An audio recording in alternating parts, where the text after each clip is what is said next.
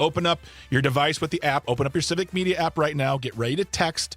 You have to use the Civic Media app in order to be part of this contest. So if you don't have it, download it right now. You got the full hour to participate. But here is the key word for 5 p.m. for the Break into Spring Text to Win multi-state contest. The word is enter. E-N-T-E-R. Enter, as in enter a contest, or enter the dragon, or enter. E-N-T-E-R. Spelling counts. Capitalization does not. So get your Civic Media app out. Text in the word enter, E-N-T-E-R, for your entry into a chance to win $200 today in our daily prize, and then be entered into the grand prize of a brand new mattress set from Verla. So good luck. We'll keep you going throughout the hour, remind you in case you're just joining us, whatnot. And your next chance will be at 7 p.m. tonight, and then we start all again tomorrow again. But that is your word, enter, E-N-T-E-R. That's a great word. I don't know who chooses these words, Greg, but it's outstanding. Someone very smart and handsome and successful, and probably my boss. Whatever boss it was, they're very successful. Exactly. This is a funny text we've already got from Cam, who is in the 651. He says, my favorite thing about St. Patrick's Day is that I used the wish I got from the leprechaun to get unbanned.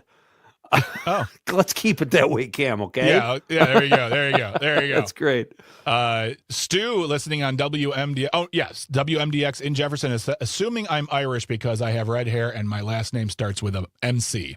So, all right, there you go. I'm mostly Irish, but I'm Schwaba. So how do you like that? Yeah. I mean, we're going to talk more about today's question of the day later on in the show. Stick around the second hour because I have a fun story to tell about that. But tell us, what is your favorite or least favorite thing about St. Patrick's Day? Text it in.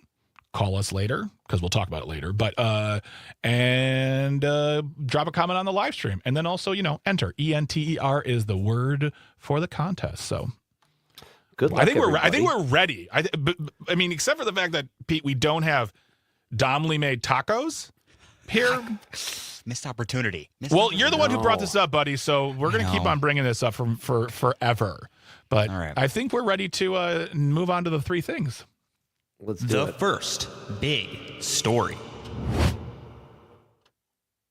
I couldn't remember which one we were going to do first, Greg. You wanted to start with St. Patrick's Day. Well, I thought it was apropos. Okay, so yeah. I'm mostly Irish. I like St. Patrick's Day. I have to say, I haven't celebrated it like in the way of making corned beef and cabbage or going to a parade in many years, but I still, it's weird. I've talked about this before. I think it's weird when people are proud to be something they had nothing to do with. If you're a good person, you can be proud of that because you made yourself that way, maybe with the help of others. But I am Irish, and I guess I'm proud to be Irish. My ethnicity matters less to me. I tell myself that because I had nothing to do with it. But on St. Patrick's Day, I do get kind of excited. There you go. I mean, I am according to, depending on where it lands on 23andMe, because it changes. I spit into a cup and sent it into space, and they were like, there you go. This is what you are. But I'm a little bit Irish, more Irish than I expected. But I don't I'll talk more about my thoughts on St. Patrick's Day in the second hour, but I don't do that anymore because I think one reason is because of what you just said, Pete, but also the other thing is, for me, I don't like to go out and party and do stuff like that anymore. It's just, oofers. It just feels like there's a lot happening. Well, it's a big drinking holiday too. I haven't had a drink in a few years, and I would still go out if friends were going, but it's kind of like when I was younger and we could tie one on and have a great time. I will say my favorite thing about being Irish, and you don't need to be Irish to do this, but my dad's kind of an Irish tenor. He's got this beautiful singing voice. I don't have a great voice, but I used to sing to Ralura when I was walking my daughter Kate, trying to get her to sleep. And at that moment, too, I was kind of like, I'm glad I'm tied to this lineage, if that makes sense.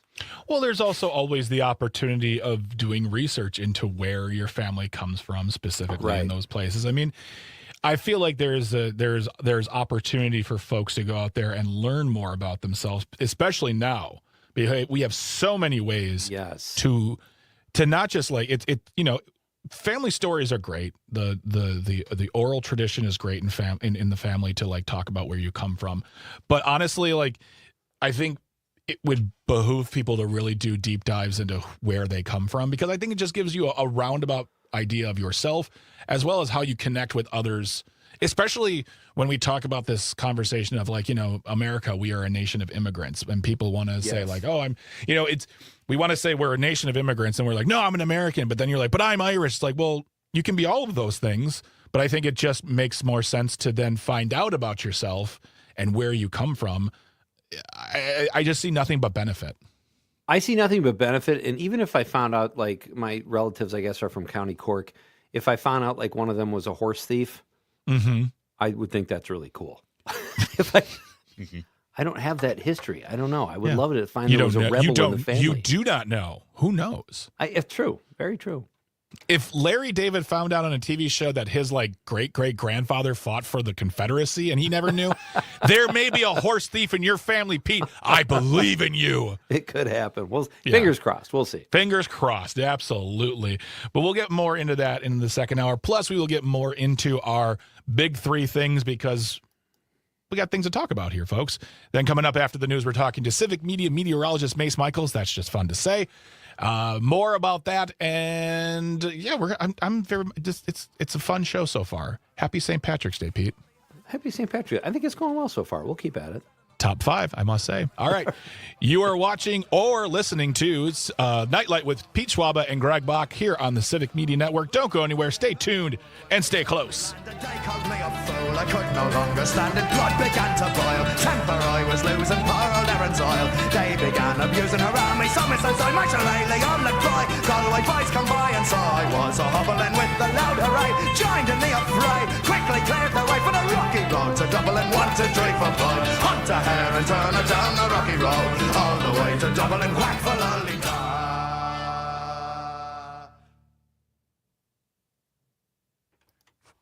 All right, let's look at Greg's 23andMe. What does it look like today? It's the highest profile rebuke yet of the war effort from a Trump administration insider and staunch supporter of the MAGA movement, albeit one instantly drew criticism for alleged anti-Semitism. So this guy is not like your, sort of liberal in the middle guy working for the Trump administration. He loves and stood for MAGA. So I think this is how, in my opinion, Pete, this is how things begin for the downfall of certain movements. You see, I think them bowing to the pressure for Kristi Noem to be fired, reassigned. Greg Bovino Dan Bongino, Greg Bovino. Greg Bovino in Minneapolis being reassigned, and he's going to retire now. So it's like these small things happening that make a big deal. This guy doing this publicly, I think, is a big deal for the fact that he, as you said, let the cat out of the bag. This is, and he didn't say this, but I believe this to be true. It's also a deflection from the Epstein files. Yes, I would agree with you there. And I think it's interesting too, Greg, because there was another story that I read today that I shared with you.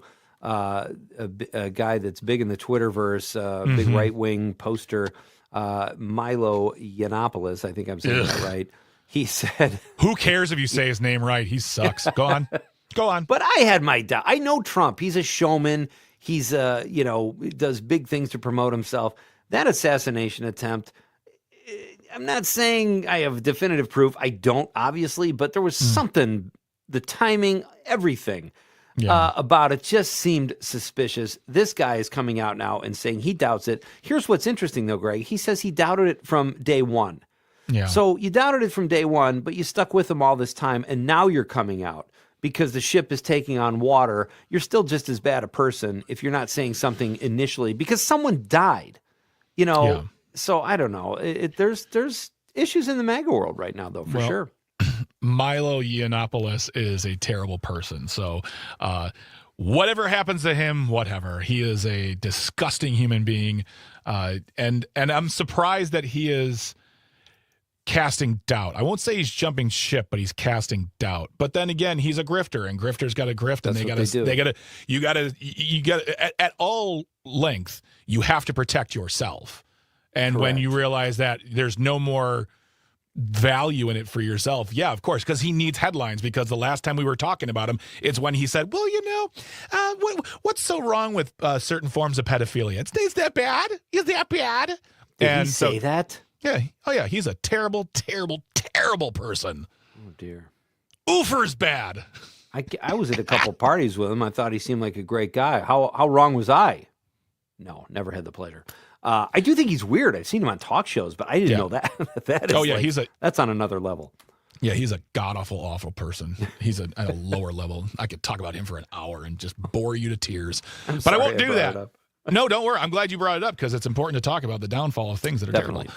I'll tell you what, we will get to that third thing after our conversation with Civic meteorologist Mace Michaels. I love saying that. Coming up after the break. So don't go anywhere, because we got the news coming up in a little bit. We'll restate that keyword for you for the Break into Spring Text to Win multi-state contest right here on Nightlight with Pete Schwaba and Greg Bach. Stay tuned. Stay close. Sure, I wasn't there. I swear I have an alibi. I heard it from a man who knows a fellow who says it's true. And even if you saw it yourself, you wouldn't believe it. I wouldn't trust a person like me if I were you. Sure, I wasn't there. I swear I have an alibi. I heard it from a man.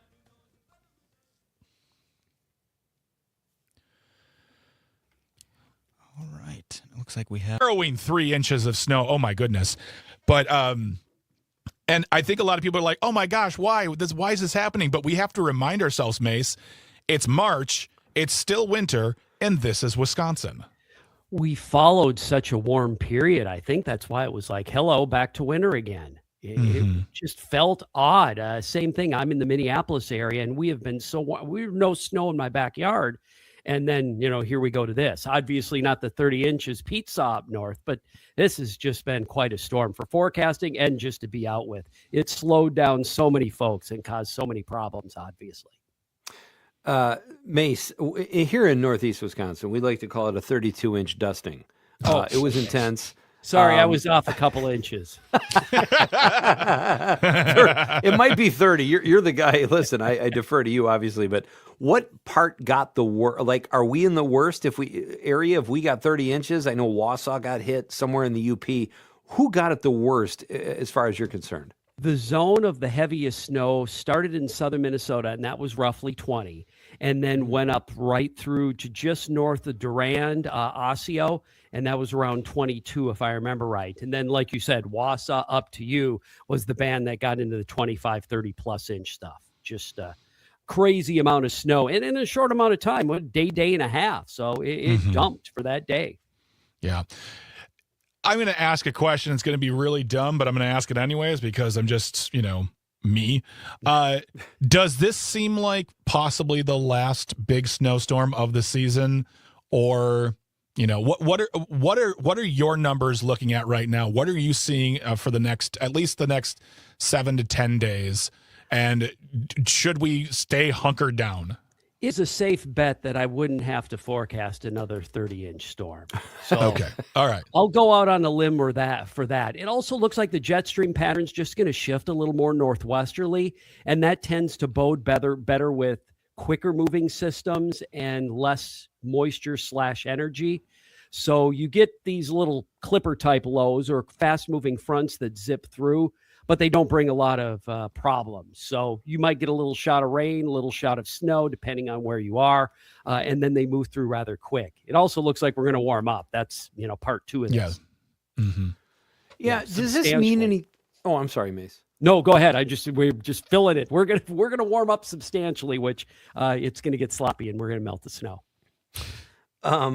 Does this mean anything as we move forward? Like, does more snow mean we're more susceptible to tornadoes or mosquitoes? There's so much moisture that's going to go into the ground. What does that mean? Do you have any idea, like, what we'd be looking at in the next few weeks? In a lot of areas, at least through southern Minnesota and parts of western Wisconsin, I know it's kind of been on a drier side for a chunk of the winter. So this actually probably helps topsoil. Talking with farming folks in western Wisconsin and also in Iowa, it's actually good. This is the right amount of time, right time. Get that in the ground now before planting season. So good on that side. The overall trend can shift so much as you pull it further into the spring months that what's going on now doesn't always relate to what may go on in mid-late April. So it's probably not a good bet for me to say that, but at least now through the beginning of April, our pattern's going to shift more into that northwest flow. So that means faster systems, but we don't have a lot of cold air with any of them, and any cold air that sticks around will be brief. Would you, from years prior, we've seen winters with very little snow to the point where, politicians had to set up funds for businesses that didn't do well because of the lack of snow. How does this winter so far, we're almost towards the end of it, how does this winter compare to other ones in the past, like 5 years or so? Has it been a bigger snowfall? I remember seeing snowfall in November and December of last year. I was actually shocked, but we've had in my mind, a very snowy winter. Is that what you're seeing as well?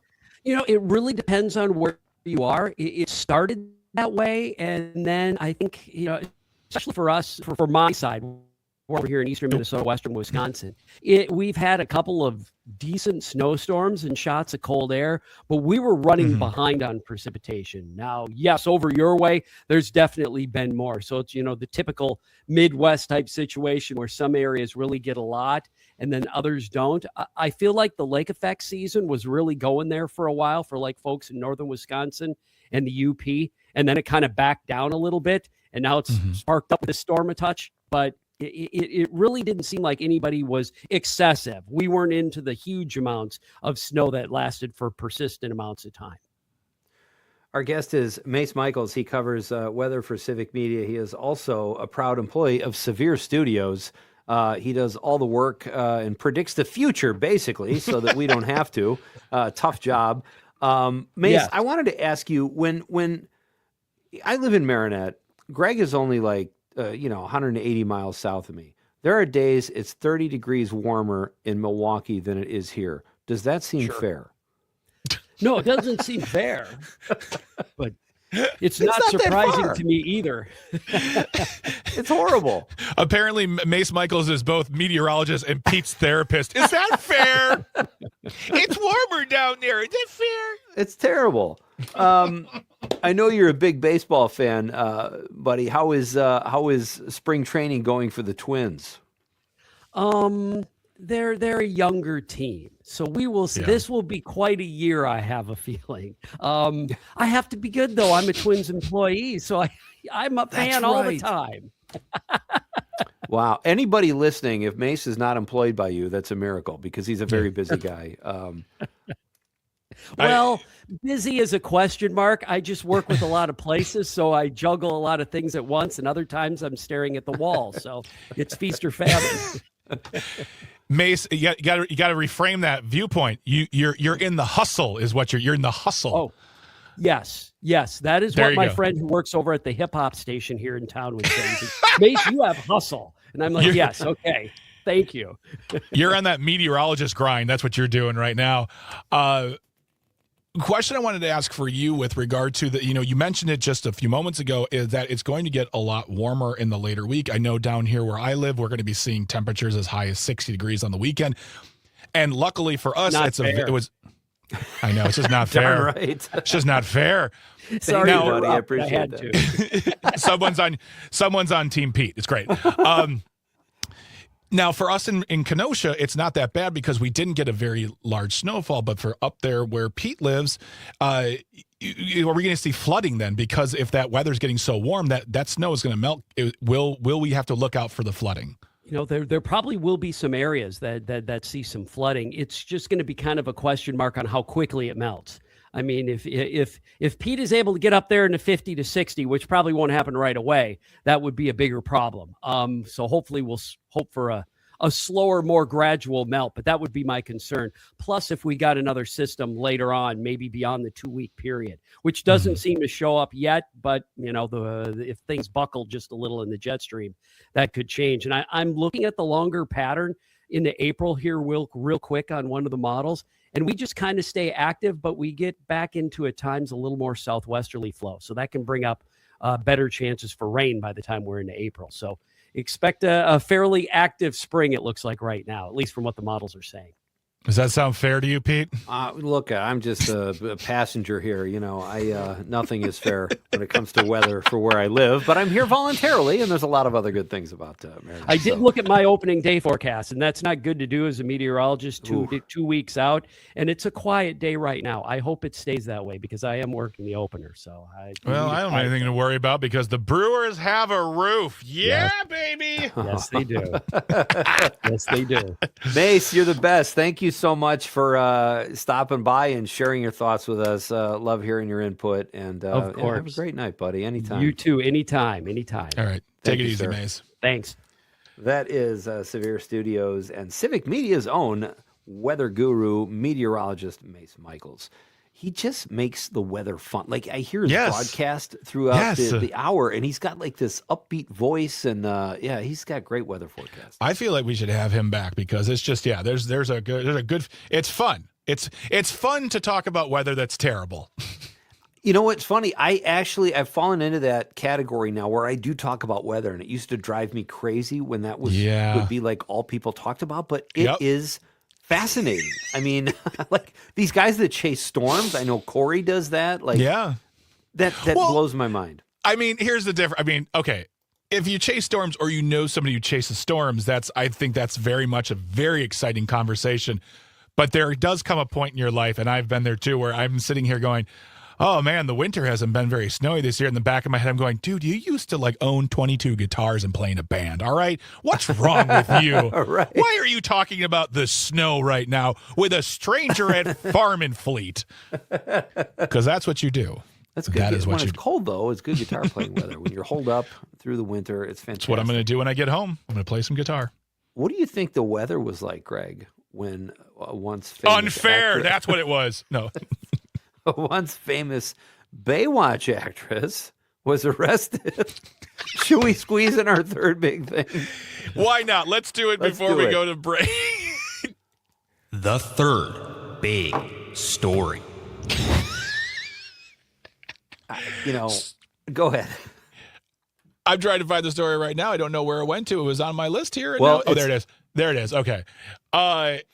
So there was a show on TV called Baywatch. Alexandra Paul was one of the stars of that show, and she was arrested in Wisconsin. Arrested in Wisconsin Beagle Farm break-in. Yeah, she is an animal activist, and she was trying to break in at a Wisconsin beagle breeding facility 2 days ago. She is 62 years old, joined by over 52 protesters in illegally entering a Ridgeland Farms in Blue Mounds, not Blue Mound like in Brookfield, Blue Mounds, about 30 miles outside of Madison. The activists took 23 dogs to an undisclosed location, according to both the farm and activists.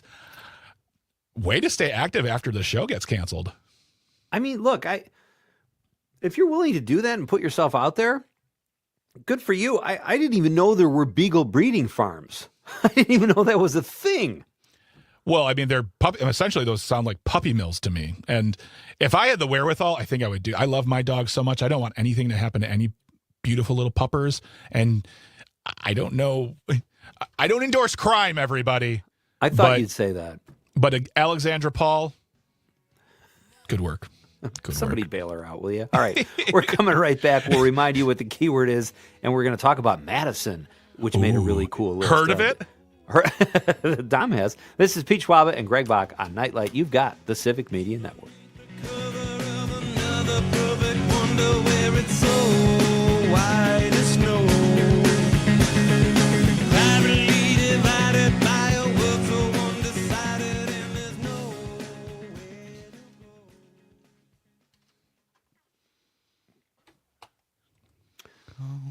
Secret.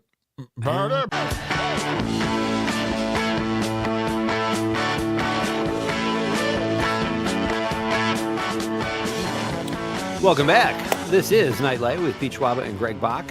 We've got the Civic Media Network, and it is great to have you here, folks. It's a Tuesday night. Our question of the night is, what is your favorite or least favorite thing about St. Patrick's Day? We will jump into some texts and a little more discourse about the question of the night after the news at the top of the hour. Dom Lee is in Madison working the board, doing a phenomenal job as per usual. I didn't have to say per there, did I? As per usual. Once in a while, I slip into that memo office thing, and I don't know why. I've worked in very few offices, but you could just say as usual. Dominic Lee provides a sense of synergy that brings this whole corporation together when we want to talk. Per your request and how I believe Dom is doing, I think he's doing an exemplary job and shall be given a congratulations star on his report. No pay upgrade, no title bump, but, a star. Good job. Well, I'm blushing now. Thank you. Thank you, guys. How did you like that? You didn't think you were going to get a job review when you came in tonight, did you, Dom? I had no idea about that. No. Talking about tacos and everything. I had no idea this was going to happen. Absolutely. It's great to have you here, folks. Answer the question. Also, the keyword for our Break Into Spring multi-state text-to-win contest this hour is enter. E-N-T-E-R. E-N-T-E-R. Enter. Enter that on the app and send it in, and you are eligible for $200 cash or our grand prize, a new Verlo mattress. And I said this last night, I do have a Verlo mattress, and it's outstanding. I've had it for 5 years now. I think most mattresses come with a 10-year guarantee or something like that. Yeah. It's still rocking. I'm getting great sleep. Here's how good Verlo is, and I hope Verlo's listening. If I drink a cup of coffee right before bed, it still puts me out. So that's a great mattress right there, Greg. I just like you're like my mattress is rocking. It's a rocking mattress. It's rocking mattress. I sleep a lot. I do not have a Verlo, although it is a great. I believe it's a Wisconsin company. Yes, it is. And yes, and yeah. So enter I was going to say enter the contest. ENTER. Text that in right now via the Civic Media app. You got another few minutes. And then your next opportunity is at 7 p.m. So you got to tune in to Civic Media. Then tomorrow begins all over again. 7 opportunities throughout the day to enter each time for that $200 daily prize. And then you all get entered into the big contest for that Verlo mattress. So good luck. Good luck, everybody. I saw this article. I thought this was great. Madison, Wisconsin has always been one of my favorite towns. Even when I was doing stand-up in the 90s, Greg, in Chicago, and I could not wait to work Milwaukee and Madison, both great comedy towns. So I've always had a soft spot in my heart for it. My brother went to school there. I host a show I go down once a month for. It's just a great, really, it's a town with an energy that is very positive. And Madison has become one of 16 communities in the running this year for the National Strongest Town Contest. It's a little vague, but they're with Chicago, Sheboygan, what? West Allis. Yeah, it's not a big or little city thing. They're also seeking recognitions for efforts to improve urban life. It's an active group that tries to make city living better for people in the community. And how about that? I mean, everywhere I go, I sometimes feel like cities are against you with what they charge for parking or tickets or whatever. But Madison has got this great bus line now and these heated. It just seems like a town that loves its residents and takes care of them. Well, I mean, I think they understand that when you want to build a strong community, whether you're talking about a village, a town, a city, a state, a country, a world, whatever you want to. When you want to build up a good community, you have to invest in the people. You have to want to give them a reason to live there, and you want to make them proud. You want to build a morale, and that is so very important when you talk about quality of life. I mean, that is the number one thing when people look at when they're going to move is quality of life. What are the schools like? What's the government like? You know, all those things make a difference. And cities like Madison, cities like Chicago, I'm going to say Sheboygan as well. If you're on that list, understand that we're trying to make a good place for our citizens. We're trying to make it attractive to visit, possibly live here. And that doesn't surprise me. I love Madison. I've spent so much time there, and it's because of Madison that I met my wife, essentially. So I think Madison and also comedy as well. One of the greatest comedy clubs in the country is there, which is Comedy on State. Right. Yeah. Yeah, it's no question. And I get the aim of Strong Towns, it says, is to exactly make cities more livable, reducing sprawl, interesting, Yes. Which results in higher costs for public infrastructure. I mean, I think it's a great group. I'm really fascinated to do more research on this group because the winner will get a documentary made about their city. And it will be this inspiring, and it's a non-for-profit group, Strong Towns. Kind of a cool thing. I read that in the Cap Times, and I wanted to share it. I think that's great. I love that. I would love to see more Wisconsin towns on there.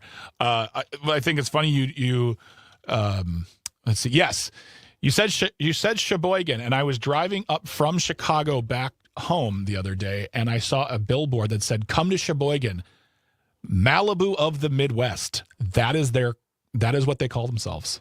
I saw that too, because there was wherever I saw that, there was a video of people surfing Yes. in Sheboygan. And I know they do that in Lake Superior, but yeah, I thought that was cool. And Sheboygan, right on the lake, just beautiful, and another great city here in Wisconsin. Absolutely. Not Sheboygan Falls. Trash. I'm just kidding. Sheboygan Falls, I love you. I've done comedy there. It's great. I don't want to get into a fight with I don't know anybody, Sheboygan Falls. It's right next door. It's fine. It's cool. Okay. It's like Manitowish and Manitowish Waters. They're next to each other, and there's an unspoken dislike. I don't understand it, but dear. It's their problem, not mine. That's not cool. Hey, we're going to read some of your texts when we come back after the news. Rob Thomas will be here at 6:20. Can't wait to talk to Rob. We'll talk to him about what's going on in Madison. That's the city he lives in, where he reviews movies from. And he is also the CityCast Madison newsletter editor. That's a great follow if you want to stay kind of in touch with really cool stuff to do in Madison. They do a great job. We'll ask Rob about the Oscars, about the Wisconsin Film Festival, all kinds of fun stuff coming up. This is Nightlight with Pete Schwaba and Greg Bach on the Civic Media Network.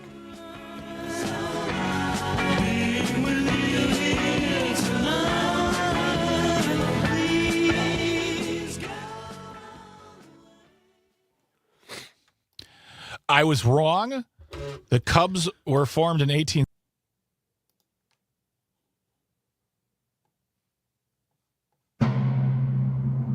Trying to make sense of the world?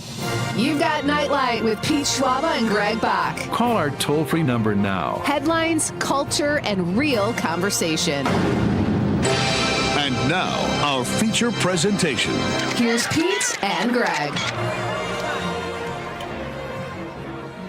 All right. Welcome back, folks. How we doing? I like that little pause. It's like this long delay. I'm like, am I in the wrong place here? This is Nightlight with Pete Schwaba, and sitting across the state from me is my awesome co-host, Greg Bach. Dom Lee is working the board in Madison, our beautiful state's capital that we just talked about at the end of hour number one. If you're interested, or if you missed hour number one, folks, kindly go to civicmedia.us, where you can listen to all our shows in podcast form if you missed something kind of cool. And that was a fun hour, guys. Yeah, enjoyed it. It was really good. I Am I enjoyed it crazy, too. or was that just a downright? That's more fun than you should have on a Tuesday, even if you're having tacos. Even Dom. if I don't. Man, I love Dom Lee, I'm talking to you. I just can't wait, man. My mouth is watering. I'm so excited. Oh my Hey, goodness. we've got another great hour lined up here for you Yes, we guys. do. Rob Thomas will be here, Madison film critic and CityCast Madison newsletter editor. Love talking to Rob. We're going to talk about the Wisconsin Film Festival a little bit, and a cool article he wrote on CityCast, and we'll jump into some Oscar talk after the news. I love hearing Rob's analysis of events like that, because he just weighs in, and it's always great. And you can check out his movie reviews at his Substack, Not That Rob Thomas. So we've got that, and lots to get to, Greg. And if you entered into the Break into Spring multi-state text-to-win contest last hour, good job. If you missed out, do not worry. You have one more chance at 7 p.m., so don't go anywhere. Stay tuned to Civic Media. Listen for that keyword. Get out that app. And by the way, if you text it in during the 5 o'clock hour, you can text in again at 7. It's amazing. 7 chances a day. Oh, my goodness. That. So, yeah, stay tuned even when we're done, because you'll have another chance to enter to win $200 and a grand prize drawing of a mattress set from Verlo. So You just hang with us. We're having a good time. I don't have tacos. Dom didn't bring any tacos for anybody. Those are all like Castle Domington apparently, but it's fine. It's absolutely fine. It's fine. I'm fine. So you're the chef in your house, Dom? Is that how that works? You Yes. live with your girlfriend, right? I don't. I live with a roommate right now, but it's still true. I'm still the chef, and he needs to start making some stuff. I haven't really outright told him that. Does he eat when you make food, or is it like you're making your dinner, dude has to make his own dinner? Or how does that work out? It's normally like I usually like, hey, I'm making, for example, tacos today. I'm making tacos. You want some? That's kind of how it goes, and it's like that pretty much 5 of the 7 days of the week. Okay, wow. So, yeah. Hey, roommate, do better. Does he pitch in more rent because of that? I would probably stick it to him monetarily. No, he does not. But he does the dishes more, so, he takes the good with the bad. So, I don't know if I like this. I feel like every once in a while you throw in somebody like, hey, here's some dinner money. Like, there you go. Yeah, I don't know. Tacos, it's not like you're giving them a Hot Pocket. I mean, takes some effort to get the tacos going. Even Hot Pockets are expensive nowadays. Everything is expensive nowadays. True. So there you Pop-Tarts, go. yeah. Pop-Tarts. Hey, what do you say we remind people of the question of the day? I think I need to be reminded as well because I forgot. I'm just kidding. I didn't. No. Let's talk about the question. Okay, question. Question. Question. Pregunta. Question. Question. Hey, I have a question. Questions? This question. Domanda. Question. Questions. Oh, what is your favorite and least favorite thing about St. Patrick's Day? Happy There you St. go. Patrick's Day again, by the way, folks. Hope you're having a great one. But tell us what you like about it or what you don't like about it. You can share that on the text line at 855-752-4842, 855-75-CIVIC. Or you can text us on the Civic Media app, which is very easy to do, as you know. Or if you're watching the radio on YouTube, Facebook, or X Twitter, drop us a stream comment. We'll read it on the radio. That is our vow to you.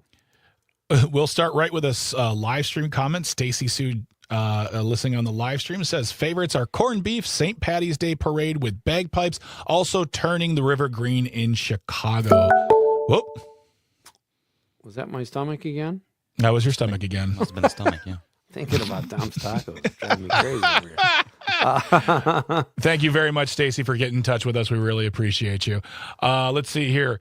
Dave on the live stream says, worst thing, COVID started on March 17th. Okay. Oh, wow. That's right. I forgot about that, yeah. What a reminder. That was a bad one. Yeah. That was a bad one. On the social media, Amanda, our favorite Amanda, the social media queen goddess, the one who procures all of this stuff for us, she says, bothers me greatly his name wasn't Patrick. He wasn't Irish and wore blue, not green. Forget the saint. Just celebrate being Irish. Well, there you go. Wow. She's really sticking to the Irish there, I think. I mean, well, you kind of wanted to do the same thing. I'm not going to lie there, Pete Schwaba. So here's the deal, everybody. I was going to wait until now to bring this up. So every day we have a chat on the show, and we talk about what we should talk about. And one of the things we always talk about in the morning, usually earlier in the morning, is what is the question of the day? And Pete, do you want to tell the people what your original version of this question was? Yeah, I'm not proud of this, but I will share this because I feel like I had, license to say this because I am more than half Irish. Okay. Somewhere all right. between 50 and 70%. So I said, what was your favorite and least favorite thing about the Irish? And I said, yeah. And I said, probably not a good idea to just throw that out there to allow people to say possibly really horrible things about Irish people. Also, while trying to probably be funny, too. So, but I did ask for people's opinions on that. I was being sensitive, and I thought, I would never say that about like another ethnicity that I wasn't part of. Like I felt like I could kind of criticize the Irish But as again, well. you can criticize the Irish, but how do you feel if someone was just like, I don't like the Irish because they smell and they invaded America? You wouldn't like that, would you? Someone could have said that. If they said that, I would probably take issue. But if someone said, I don't like the Irish for some other reason, I might not even, I'd just be like, all right, whatever, you're generalizing. That's kind of how I roll. But we went in a different way. I think that's what radio co-hosts do. They treat each other fairly. Greg. That's true. It's very fair. It's very fair. It's very, very fair. Tyler in Columbia County listening on WMDX says, riding Metro in Chicago is an experience for St. Patrick's Day, a good one-time experience for me. Tyler, I did the same thing. I didn't ride the Metro, but one night I found myself with no show. Wife was out of town. I thought to myself, I'll go see a comedy show in Chicago on St. Patrick's Day because I thought they celebrated the same way they do in Milwaukee, which is over like 3 weekends. There's a parade. There is like the celebration the week of, and then there is a citywide bar hop. So I was like, all right, cool. I pandemonium does not properly describe what I tried to drive through in Chicago on March the 17th, 2018. It was a full-blown nightmare. I was so mad. And then the show got canceled because comics were stuck in traffic and or drunk. See, I loved Chicago St. Patrick's Day when I was like in college and in my 20s. After that, no thanks. I'll just sit home and watch, The Departed, or the Heroes of Innishin or whatever it is. Here we got a text from Cam who says, Dom, he's giving you a taco recipe. Dom, did you see that? Dom, thanks, if you Cam. need any recipes, let me know. My partner and I cook a lot too. Hundreds of different dishes. That's a good one. Hundreds. That's a lot too. Okay. Yeah. We've got this is from my margins are all messed up here. Sorry. While you're looking, Jack from Merrimack wrote back into us. He called and the call dropped. He wanted to say his buddy's St. Patrick's Day gig. He used to sing an absolute hilarious ballad about 7 old ladies stuck in the lavatory. Another song for you to look up. So, thank you very much, Jack. We really appreciate that. Awesome, Jack. This is from the 608. Someday DJL. I think that's Dom Lee. Will recall his time. Wow. Will recall his time with Uncles Pete and Greg. Hopefully, as an important and valuable experience. And then says corned beef and cabbage. It's his favorite thing about it. That's me and Pete. Pete's corned beef. I'm cabbage. How you doing? That's great. Yeah. Matt in Eau Claire listening in. He says the Chicago River, Redwood Forest, Grand Canyon, Green River must see in person and in that order. So I guess I've seen 2 of those things. Oh, really? Okay. Yeah. There's some great comments so far. I'm having issues with my text line here, so I'm scooching through these. Pete in New London listening on WISS said, I live in New London and we all go out here. For St. Patrick's Day. We changed the town name to New Dublin and have a parade this Saturday after. It's just a huge drinking fest. And I'm with you on the Hitchhiker's Guide to the Galaxy being a great movie, Greg. Thank you very much, Peter. And if you see my Uncle Charlie Bach in New London, tell him his nephew says hi. We've both got family in New London, Greg. My wife's family lives there, and they're part of this fantastic Irish or St. Patrick's Day parade they have there. They really do St. Patrick's correctly. So I've been there a couple times, and it's great fun in New London on St. Patrick's Day. Yeah. Brett in Brown Deer listening on WAUK says, my least favorite thing about St. Patrick's Day was throwing up green beer. Did that once in 1981. Never drank it again. Makes sense. Let's see here. Mike on the social media says, I hate corned beef and cabbage. I've only had it once, and that was too many times. What I like? I like that everyone is Irish for a day and will immerse themselves in it. I think if we did that for other ethnic type celebrations, we would have a better understanding of cultures, and we'd be less apt to have prejudice. I completely agree, Mike. I love that take. Yes, more of that. I love it. That's a great one too. And then, Dom, you texted in. You must have had something to say to us that was related to the question of the night. No, he was telling us to turn off our computers. I know. I was just having fun with it.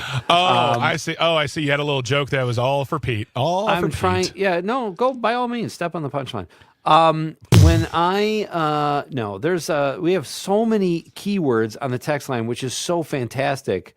So if I miss a text tonight or we miss a text tonight, we are sorry, but don't let that stop you from texting in. Folks, you still have plenty of time. What is your least or most favorite thing about St. Patrick's Day? Tim on the social media says drunks are annoying. All right. And Dan says, my favorite, drinking copious amounts of tasty green beer. My least favorite, drinking copious amounts of tasty green beer and ending up passed out and semi-nude in my grandma's heated garage. My life sucks, LOL. Okay. That is Dan Davies, who always says his life sucks. And frankly, based on that text, it sounds like it's pretty fun, except for his grandma, who probably discovers him. I feel like if you're putting yourself out there like that, that's not the first or last time your grandmother has discovered you in such a position. So correct. Stu in the 608 says, assuming I'm Irish because I have red hair and my last name starts with MC. Yep. He doesn't know if he's Irish. Okay. Well, you are today, my friend. Okay. Yeah. You are today. And you probably are every day if you've got the MC. I don't want to generalize, but if you're MAC, I believe you're Scottish. Ooh. That's right. Ooh. That's true. Roger in Stevens Point says, my oldest daughter was born 32 years ago tonight. Well, thank you, Roger. And happy birthday. Yeah, happy Roger's daughter's birthday. That's outstanding. The best thing about St. Patrick's Day for Roger, no question. Brett, did you read this one, Greg? Brett from Eau Claire. Okay.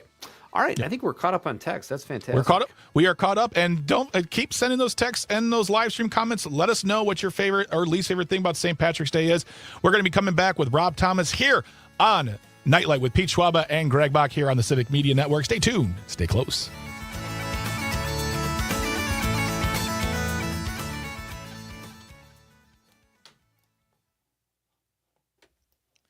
Alrighty. Tom, I'm going to send you a song. What else is there? There's like Nosferatu, the original, not the one from a couple of years ago, with like a live score from these indie musicians, and that just got moved to the Barrymore from like the little theater, so that's going to have a great sound. That's going to be really good.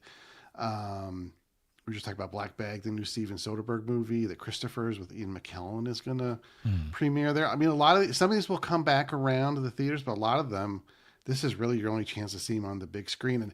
And like the festival's so fun because it's like you go see Cold Storage and it's like there's two people in the theater. It's kind of a drag sometimes, but like you're going to see like it with like the best possible audience, and then it's also really cool when the filmmaker is there and can talk about it afterwards. That's something that we talked about too. Like we talked to Susan Kearns from the Milwaukee Film Festival. Is that when there's these film festivals all over the world that are like fancy ball gowns, high society, it's high stakes. But Wisconsin film festivals are just like fun. There's fun time. There's fun things happening. You have a good time. I feel like folks who come from LA to premiere their movies are probably in for a good time when they come to these film festivals. Well, they come back, with their films, which is a good sign that they're having a good time. Yeah, there's no high pressure $1 million deals at the Wisconsin Film Festival. They might, you might sell your film for a case of spotted cow or something like that, which ain't bad. You could do worse. You could do worse. Yeah. All right. Rob Thomas is here, folks. After the news, we're going to come back and talk about the Oscar broadcast the other night. Very excited to have him here.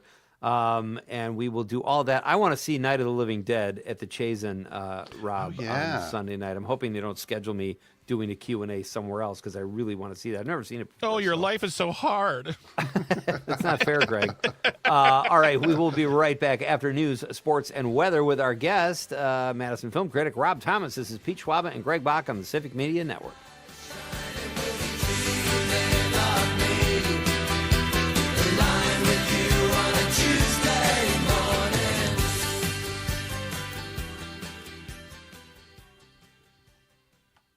God, the Pogues are so good. I don't just in general kind of getting sick of him. I think I thought that was a fantastic moment. He was so genuine, from the moment they said his name and his speech, and honestly, he deserves it. I mean, he was playing two incredible performances in Sinners, and that was really nice. I had friends telling me, "Oh, he's going to win." I was like, "I don't think so," but I was very, very happy to see that. Was that like who you would have thought Timothy Chalamet? If somebody else won, you thought it would have been him. I don't know what it is about him, Rob, but I don't really like him. It's not anything I he's love done. him. I love him.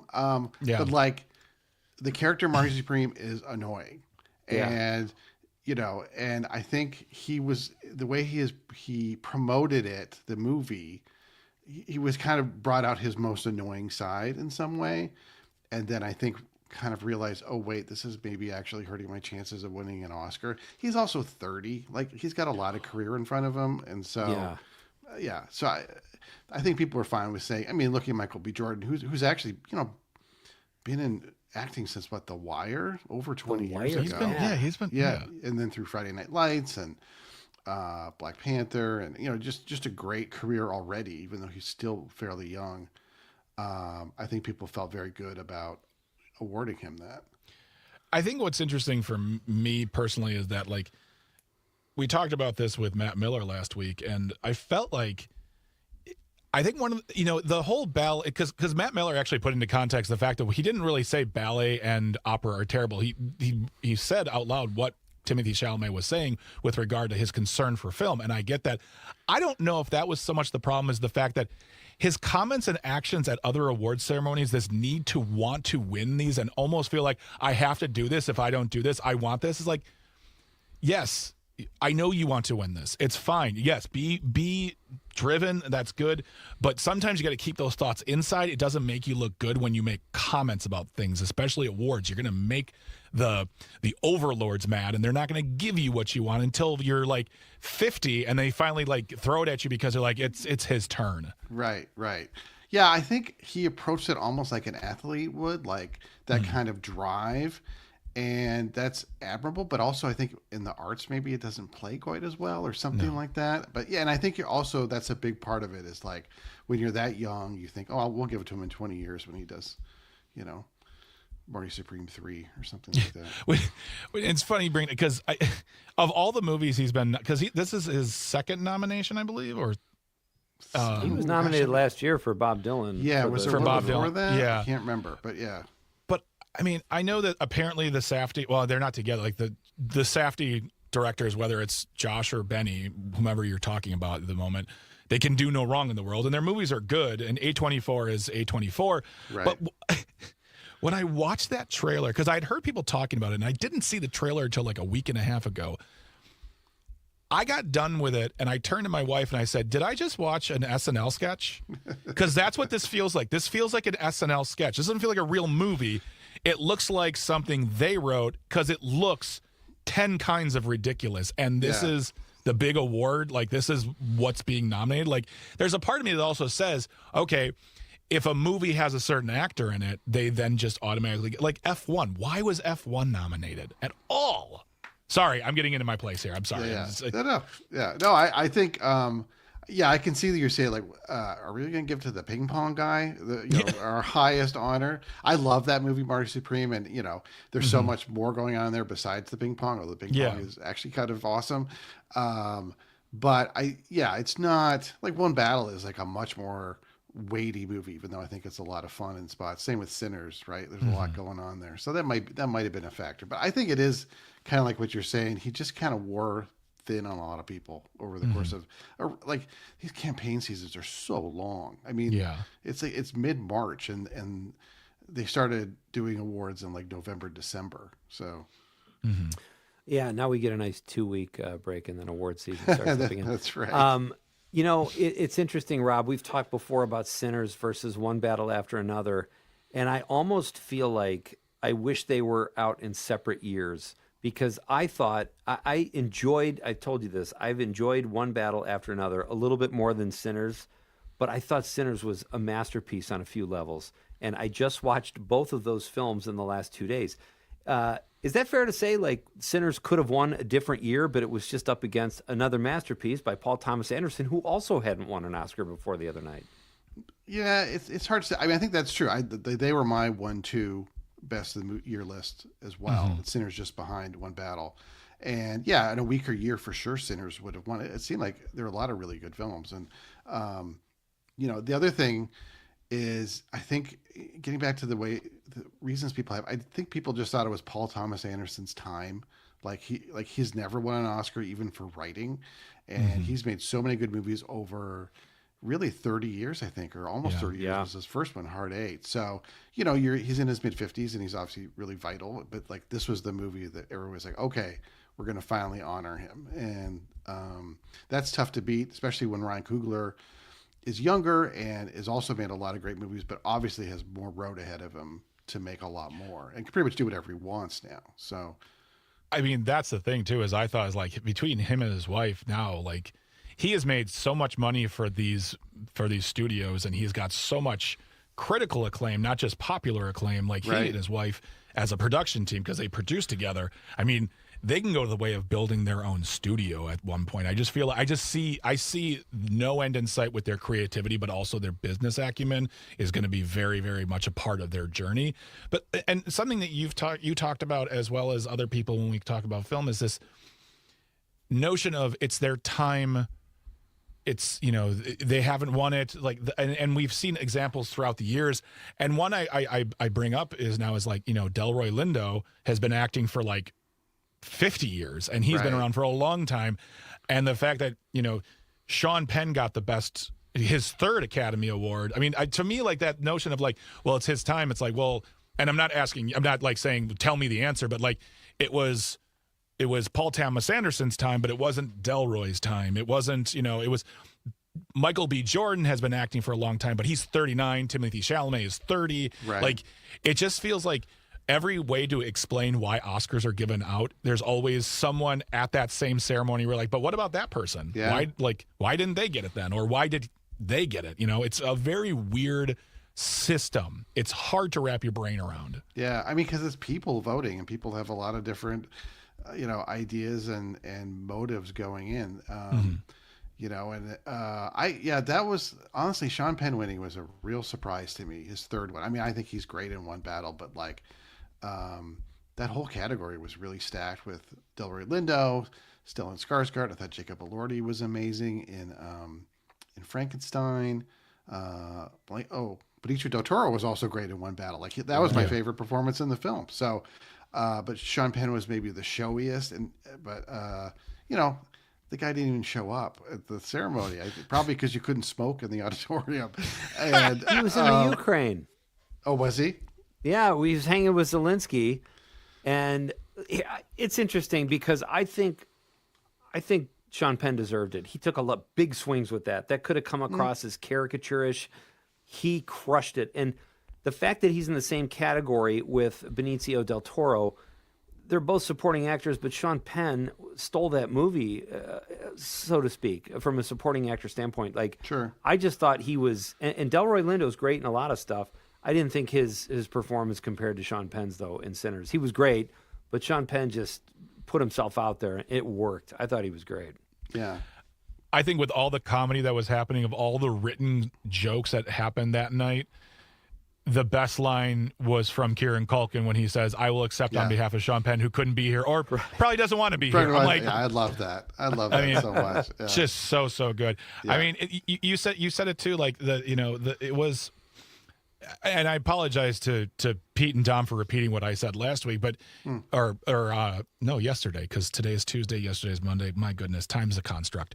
Is the fact that, like, last year, you know, Conan's first year happened. Everyone was very excited. The LA fires were going on. People everyone, not just the people at home, but like celebrities who lost their homes. Everyone needed a time to come together, and that's what I felt like that moment was. And so it was like this knockout performance all throughout the evening. But last night I felt like we were back to the old days of, here is a world-class comedian doing his best to entertain the people in the room and the people watching, and you have a room full of stuffy suits and actors who don't know how to laugh at themselves, and therefore the jokes did not hit as well as they should have, because there were phenomenal jokes in there, and you could just hear that. Right. Yeah, no, I agree with that. I think it was, I think that's a tough room, I think, for a comedian to as you say, to be trying to, make the people in the room laugh, because that's, it sounds better. And then also try and keep people at home entertained, so you're not too inside with your jokes. Mm-hmm. I thought he was funny. I liked sort of the running gag about how old the Oscars are, and the changes with like the bit with the YouTube ads with Jane Lynch interrupting and stuff. And yeah. So I thought that one worked. Yeah. I thought it was good. I mean, I was just more struck by like how the most famous people in the world can't seem to read a teleprompter and talk. Like the Chris Evans, Robert Downey Jr. thing was like brutal. A train wreck. And like we're supposed to be excited for the new Avengers movie, and they can't even they can't even bring like 10% of their charisma to the stage for that. Or I was just really surprised by that. I mean, they might have been drunk too, though. I hope so. Yeah, it's a party. I mean, come on. Yeah. Although Robert Downey Jr. probably should. Yeah. Yeah. True. Yeah. Good point. Yeah. We have about a minute, Rob. What were your thoughts on the Rob Reiner tribute? I thought it was really good. I thought they did. Unfortunately, there's so many people we lost last year. That was the problem. The tragedy, because you had Robert Redford and Rob Reiner and Diane Keaton, and then of course Robert Duvall and Catherine O'Hara. It was really tough, but I really liked how they did that with all the people from Rob Reiner's past movies. And oh my God! Oh yeah, that was seeing excellent. Cary Elwes, and it was really well done. Yeah, absolutely. I completely agree. That moment sent me. I was like that when they all turned around. I just I gotta stop. I can't do this right now. Yeah. That was awesome stuff, buddy. As always, thanks for joining us, and I will look forward to seeing you at the Wisconsin Film Festival and talking to you again on the show in a few weeks, hopefully. Great to see you guys. All right, you too, Rob. That's Rob Thomas. Check out the CityCast Madison newsletter and go to his Substack, Not That Rob Thomas, and read some really outstanding movie reviews. All right, we are coming back. Greg, you know what we're coming back? You know what we call this now? What do we call it? The Nightcap. Ooh. Coming up next on the Civic Media Network.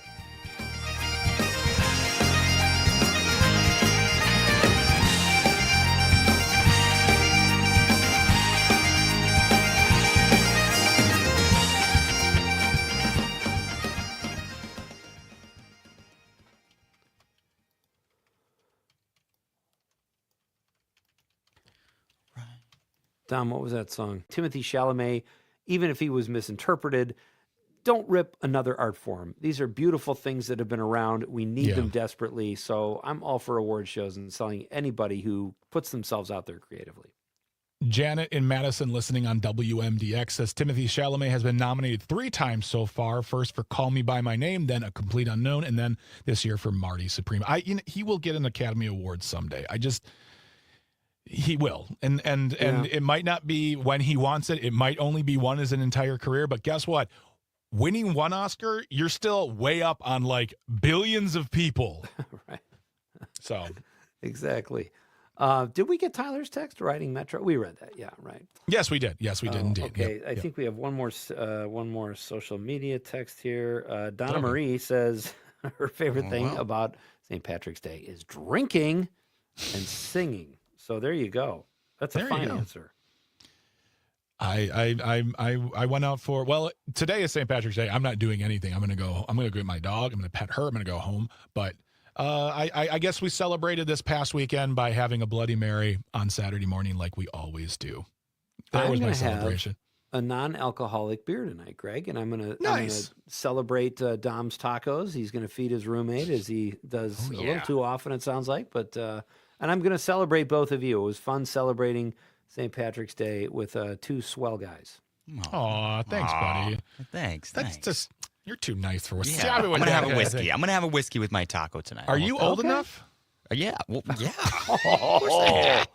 Shots fired, baby. Here's the thing, Greg. You know, that was funny. Haha, I get it. But Dom is a badass, and I have seen him take down a guy twice his size at Paul's one night. It's the truth. Remember that time that Casper looked off to you and you took him down because he hated the Oscars? Casper, don't come into this room right now, okay? I promise. Oh, is he there tonight? He might be. Oh, you're trying to start stuff from like miles away, Pete, right now. My goodness. All right. With that being said, on behalf of Pete, I'm going to thank Dominic. I want to thank Tucker. I want to thank Engineering and Traffic. Without them, we are talking into microphones that do not work. Everyone who texted, called in, everyone who put a comment on the live stream, participated, entered into the contest. Without you, there is absolutely no us. We really, really would like to thank you for being a part of this. Remember, tomorrow we're talking to Human Majd, an Iranian-American journalist, as well as actress Winter Williams and director Matthew Brown. So don't go anywhere. Come on back for the show tomorrow. Stick around for the keyword at 7 p.m. for the Break Into Spring Text to Win contest. Good luck to you on that. We will talk to you later. Have a great night. Stay safe. Stay warm. Pete, sign him off. Happy St. Patrick's Day, everybody, and good night, Wisconsin.